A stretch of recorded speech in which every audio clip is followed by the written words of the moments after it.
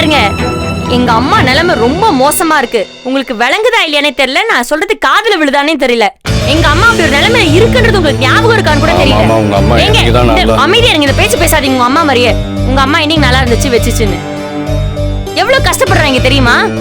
அது மொத்தமா இழுத்துட்டு படுத்துதுன்னா எல்லாருக்கும் சமம்னு ஒண்ணுமே நடக்காத மாதிரி நடந்துகிட்டு இருக்கு. மொத்தமா படுத்துருச்சுன்னு வைங்க, ததிங்கனத்தம் தான். எங்க அப்பாவால பார்க்கவே முடியாது. அந்த செலவுக்கு எங்க போவாருன்னு தெரியாது. நான் தினம் தினம் வேண்டிக்கிட்டு இருக்கேன் எங்க அம்மா படுத்துற கூடாதுன்னு. இந்த லட்சத்துல வந்து உங்க அண்ணனுக்கு 10 லட்சம் அனுமா நாங்க? இல்ல நான் என்ன கேக்குறேன், உங்களுக்கு மனசாட்சியே இல்லையா? உங்க அம்மா தானே சொல்லி அமிச்சது. போய் டிஸ்கவுண்ட் கேளுங்க அம்மா கிட்ட. 15 லட்சம் எல்லாம் தர முடியாது, 15,000 தர போங்க. என்னடி உனக்கு பிரச்சனை? எனக்கு பிரச்சனை?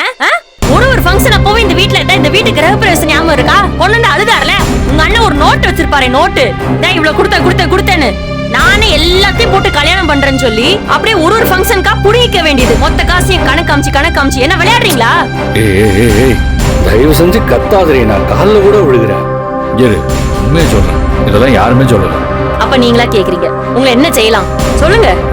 ஐயோ நந்தினி, கொஞ்சம் பேசாம இரு. நான் சொல்றத கொஞ்சம் கேள.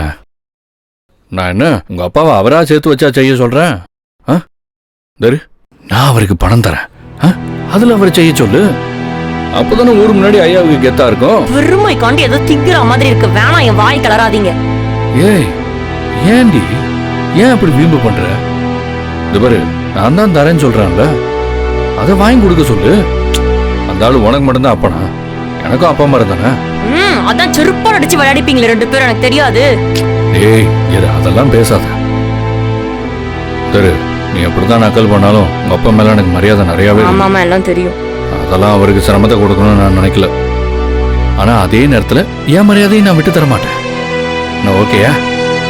சரி நான் கேக்குறேன், இந்த சீர் செய்தனால தான் உங்களுக்கு மரியாதை வருமா? கண்டதையும் பேசி திருப்பி விடாத. நான் சொல்றது ஒரே ஒரு தடவை எனக்காக கேள்றி. கேளு. எனக்காக உங்க அப்பங்கிட்ட நான் கொடுக்குற காசை வச்சு சீர் ஜெயிச்சோம்.